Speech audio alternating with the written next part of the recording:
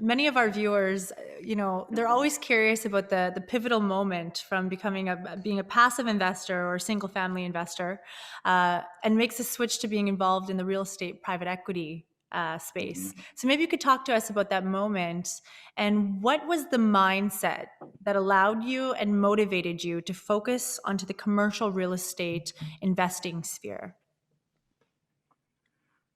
Well, I mean, it's a very good question, and I don't know if there was like a very specific moment in time, but I'll share with you kind of the sequences that led to it. So the first was getting on a plane, committing a week, and traveling down to the US. So I went with my father-in-law and we started to look at properties. And the way that he looked at deals versus the way that I was looking at deals was vastly different. The way that he was respected by brokers and just the way he conducted meetings was so different than anything I was doing in the residential world, where it was kind of like, just reactive and just urgent and versus a very programmatic way of buying properties. This is how we tour them. This is the questions that we ask. And obviously there was a little bit of variability. These are how we conduct conversations. And when you ask a question, shut up and listen. And, we weren't there to make friends. Not that we're being mean, but it was just, you're professional. And the way I was doing it was more like trying to get a broker to like me. And in the residential world, I think that that's probably okay. In the commercial world, certainly having that relationship is key, because people are going to send deals to people that they know, like, and trust, but they're more concerned about, can you actually close on this deal, right? They don't really need another buddy to go to a hockey game with, or a basketball game or a football game. They're like, I'm spending an hour of my day to take you through this property. I want to make sure you have the capacity to close on this.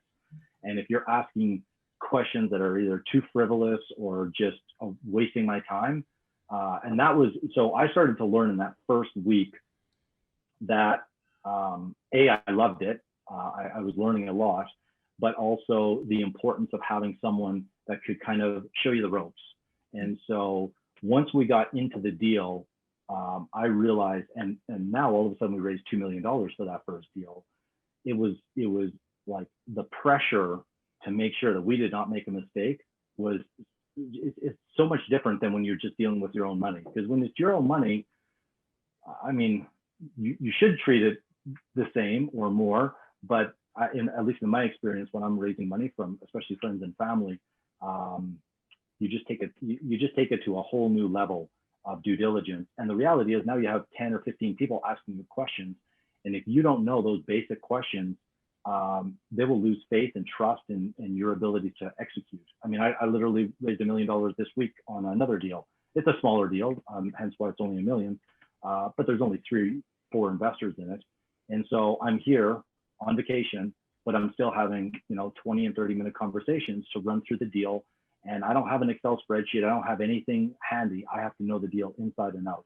And that just comes from the repetitions and practice, if you will.